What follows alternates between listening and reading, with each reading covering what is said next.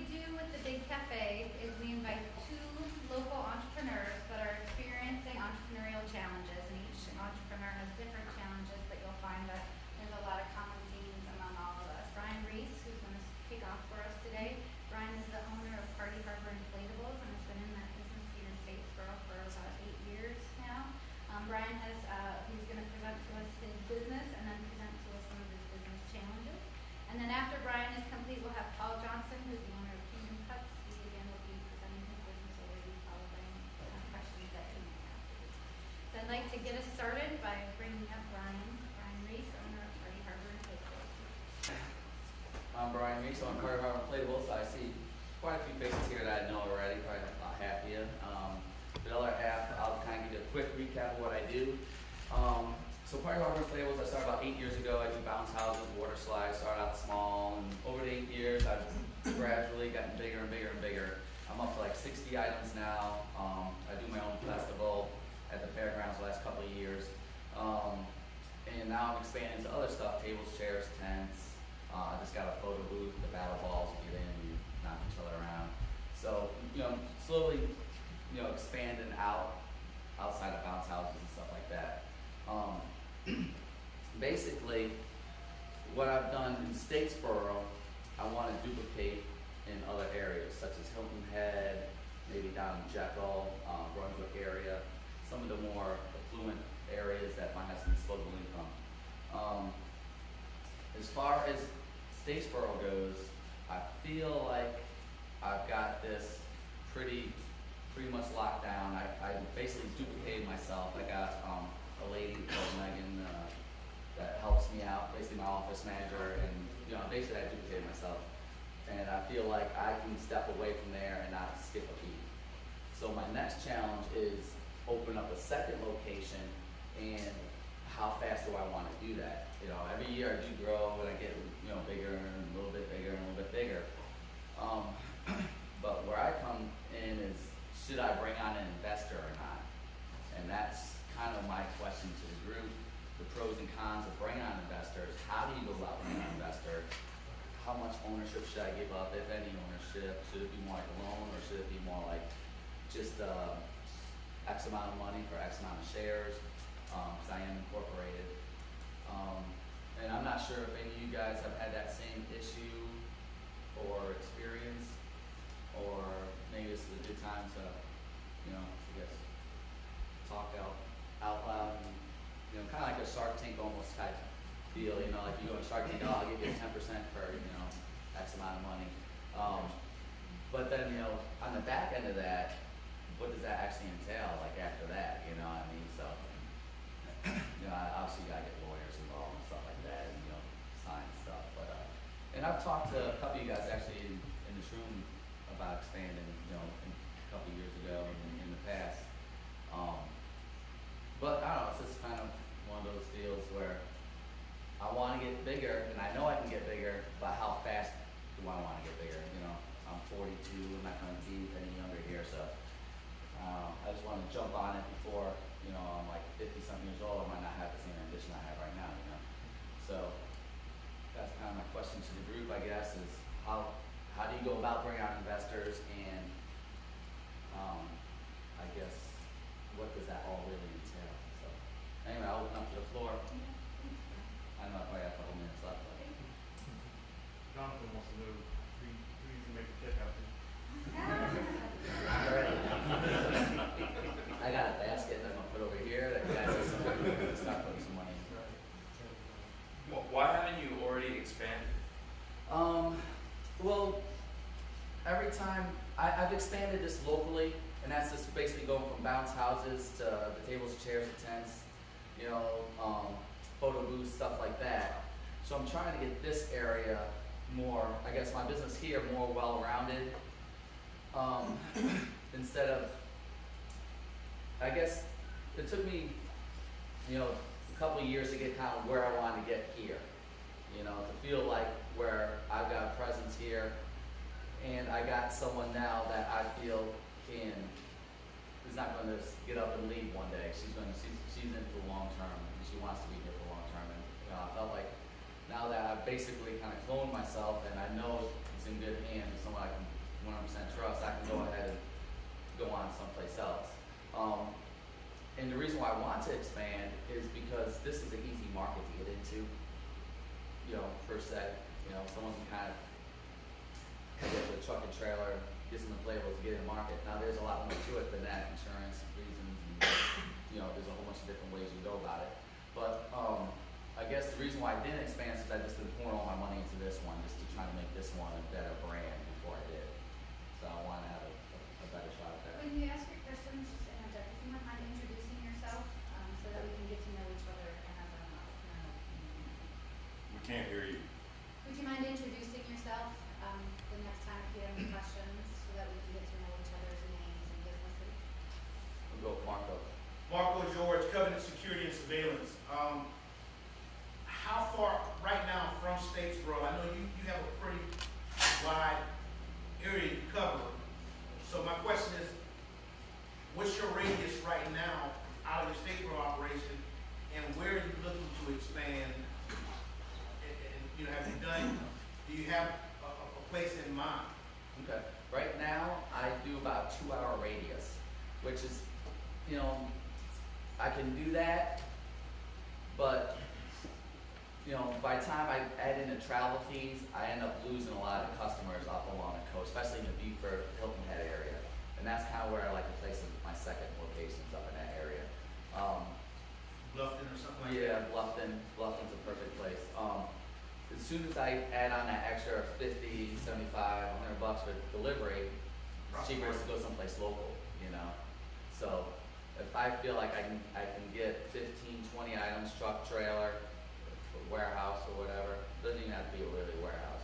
It can just be, big storage unit somewhere. But I feel like I can get a lot more of those customers. Because I rank really well on Google, and I get phone calls all the time from there. So, David. David Hoyle, Cool Beans Espresso Bar. Everybody, I hope you're enjoying your coffee. Are you at a point where you really have to have an investor, or is it, can you just step out and start, self-funding that? That's a good question, David. I've gone back and forth on that. I can to a certain point, but if I really want to just go all out and just start out with just great equipment, a whole bunch of equipment, then I would need an investor. If I wanted to go in there with, say, 10 items, I could probably do that myself. But if I really want to go in there all out and make a presence, marketing and everything, then I feel like I would have to bring on an investment. Jonathan. Jonathan Chambers with Civic Solution. I guess part of it would be your market research, right? So depending on where you're going to go, you do the market research, your decision to be an investor or a shoestring on your own money might somehow depend on what the competition is, right? And if you're wanting to, if you go to the Bluffton area and there's 2 or 3 guys, maybe that's not as big of a deal. Where if you go to the Hilton area and there's 20 guys and they've been doing it for 10 years, that might make a difference as to how fast you want to grow, which makes a difference as to how much money you want. So I guess maybe part of it might hinge on your market research and maybe what your competition is doing. Have you done much of that in that area? I have done a little bit, not as much as I'd like to do. Every time I go up in the area, of course, I'll go to local phone book or Google and stuff like that. And as far as that goes, there's only a couple that I see that are kind of, I guess you could say, big boys. Now, that's not saying, just like this area, even though I'm here and a couple other guys, there's actually about 15 people that do what I do just in Statesboro alone. But, so I'm not sure how many people are out there that's not really known or kind of, just do the Facebook thing. Operating out of the backyard. Yeah, operating out of the backyard. So, but as far as I've seen so far, there's only been a couple big boys I can see. So, Fred. Have you thought about waiving the delivery fees, kind of establish a footing, as part of your startup costs instead of I do. marking it up, to keep the volume, kind of build a presence in that market first before you go in there and spend a lot of money to be sure it's. I basically, that's what I've been doing. If I see a call and it's from Bluffton, I'll automatically add $25 on my price when I give them a price. So that kind of eats up a little bit of it, and that's all I'm giving free delivery. And Right. It's kind of built in. But, you know, 'cause I gotta recoup some of the money, cause that's 2 hours paying someone to go there and back twice, so, plus, you know, the fuel and all that, so. But if you weigh that against an overhead fee, I mean, if you had a warehouse or a storage unit and you had $25,000 in product invested there, there's an overhead, there's a cost to that. You know, that opportunity cost, that money being tied up. I know that the stuff that we've done in trying to establish printing outside the area, Basically going back to the central hub again. you know, Just right. like, this would be like our Right, central you hub. gotta eat And then this some of up those in our costs. marketing plan out there. 'Cause right now, that's basically what I'm doing right now. Let's go to Presley. Presley Lomax, New York Life Insurance Company, Statesboro, Georgia. Are you looking for more, I'm a little confused, are you looking for more of a partner or an investor? Is this an active or a passive role? And if it's an active role, what do you expect this person to bring to the table? That's a great question, Presley, and I thought about it both ways. I would more like a passive, to be honest with you, than more of an active. So I really want a partnership. I've had partnerships in the past, and, you know, that's just not my cup of tea. I'm more of a strategic manager, I guess you can kind of see. I can kind of see a game plan, where to go. You know, it's just like you say, you have money, you can make money, kind of that same deal. You know, if I had money, I can see definitely areas where I can make a lot more money and bring in some more. So I guess going back to that, you know, passive, I guess, is what do I give back to somebody if I did have that, you know, angel investor or someone that wanted to buy into the business, but not so much really have a lot of say, I guess, you know, I guess per se. Marco, You're established, you've been in business 7, 8 years? 8 years, yeah. 8 years. Have you thought about going into Bluffton, maybe joining the chamber there, getting involved with the Small Business Association there? It sounds like you're looking for just essentially a loan or you know, an investment at that point, unless, like Preston was saying, you're looking for, you know, someone that may be local to that area that can be an investor and maybe bring their influence and introduce you to some new circles. It sounds like this is something that maybe SBA or CORE, you know, in that area, SCORE in that area, maybe it would help you with it, how to break into that market, how to, you know, get some funding from that standpoint. Man, that's a good idea. I really didn't think about that part. I mean, obviously joining groups and stuff I thought of, but as far as, you know, core and stuff like that, that's a good option for that. Dimitri. Demetria Smith, Simplified Flooring. Are you willing, since you say you have this area pretty locked down, are you really willing to move your central location to like a midway point to leverage the items you already have instead of using money to buy more? And maybe the investor will only have to invest in maybe the marketing and you know, get yourself really known in the areas you want to go in instead of investing in more products. That is a good idea. You know, I always kind of fall back to, I know a lot of you guys probably know Rainbow 10, for instance. Kind of the same deal with me, just tents instead of house houses. You know, he started out here and then he expanded into Augusta and, Hilton Head, Savannah. But, you know, he basically moved his hub from here to Savannah.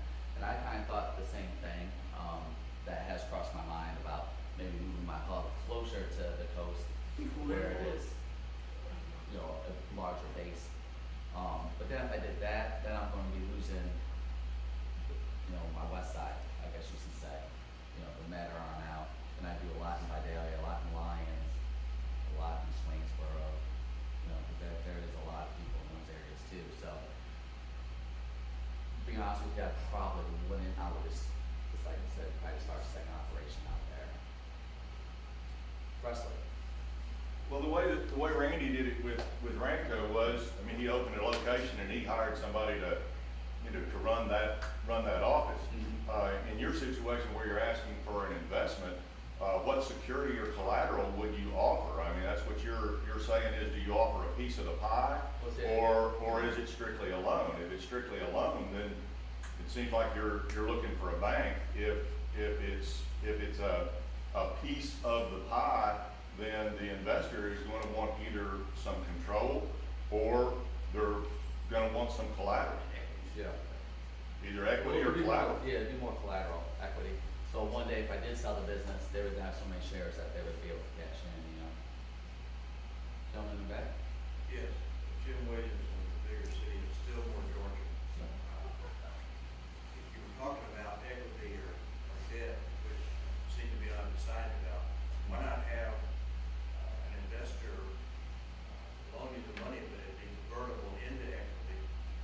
So either go either way, you just have to negotiate about what kind of ownership is converted. If not, then what interest rate for the debt. Yeah, that's a great idea. That's a great idea. Dusty, do you have a question too? You know, I had an answer. Answer, there we I go. want to give you an answer. Awesome. I'm Dusty Ziegler, I run an Allstate agency here in Statesboro. Here's my answer, strategic alliance. Okay, create a strategic alliance with folks who run a business similar to your nature, who might rent the catering supplies out, the tables and chairs, etc. Go seek out these people and create that alliance to where you can do some profit sharing with them, with your product, okay? In doing that, you're not only gonna meet people of the same type business, you're gonna find potential investors or even potential folks who will buy your business in 5 or 10 years. They understand what you do. They're already in that ballgame. That is a good idea. You know what I mean? So if you beat the streets and find those type folks, you can sort of feel out what you want to do to gauge your own appetite, how much you might want to invest, and at the same time, meet the people who might want to invest, Yeah. you know, in what you're doing. There's one answer, one solution. That's a good idea. It might even be able to share warehouse space even. Absolutely. Just to expand on what Tracy Hendrick, Female Security Solution, just to expand on what Dusty said, we recently formed a strategic alliance with someone in that area, in the Bluffton, area. And it really does work. You've got to develop that trust with that person, and it is a company that does similar functions like us, but they're not actually a security company. They're a contractor that deals with electromechanical and HVAC. And that, to me, is what Dusty said is probably the best way to do it for the least amount of money. And the worst thing that you have to do at that point is, if that is helping you, I don't know if you're doing search engine marketing and paying per click and all that kind of stuff, you know how many calls you're getting from that area, but that person or a person like that can help you just by getting you connected with people because they're already entrenched in that community, and it's really working for us. And if you want to talk about some more later, I can kind of tell you what I'm doing. Okay, yeah, definitely. That's some great ideas. I appreciate it. How am I doing on time? Got 3 minutes. There we go. Speak now for our holy peace. All right, there we go. I'm Erin with Campus Evolution Villages. I deal with investors every day.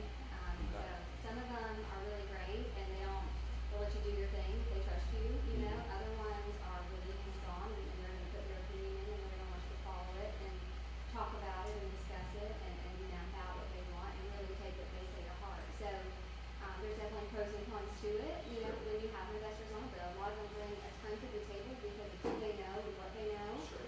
And they can guide you in a really strong way, but you do have to kind of eat some of their BS when it comes to it. It's not ideal in your plan, so you have to just stay strong and make sure that you understand what they're looking for into it, and you know they're going to want a return on their capital. I mean, it's their money, you know, so you have to be able to deliver on that. If you're not delivering on that, then they're going to question you even more and more and more. But if you are and you're making their money and they're happy most of the time, they make money. Yeah. So, you know, you just have to map out that detailed plan then for that investor to make sure that you hit all their goals and what they're looking for their return. As long as you do that, then we don't give you the money, they'll trust you with it. But if you start messing up, then Sure. you fall in that gray area, and that's never good with somebody else's money. Yes, I agree. That's a great point, Aaron. And it might lead to, after that, You might never lead to know, more. you know? absolutely. Any other questions? Paul Johnson, Kingdom Cuts. Do you know exactly how much you need and what level are you trying to start this next I would say to get me, so to where I wanna go, you're probably looking about 100,000. Okay. That'd be start out with, you know, to make a footprint, you know, so I would say 15, 20 items, you know, you need a truck, trailers, and, you know, then you got to, obviously you have to hire someone to manage it, you know, so that's probably what I'm looking at. Okay. With that, do you know how much of your company are you willing to give up? Like, I have not thought that far Percentage. ahead. That's what I kind of, basically what I was asking, the group is, you know, how much of a percentage should you give up? I guess would it be yearly sales, I guess, and then minus, you know, or whatever.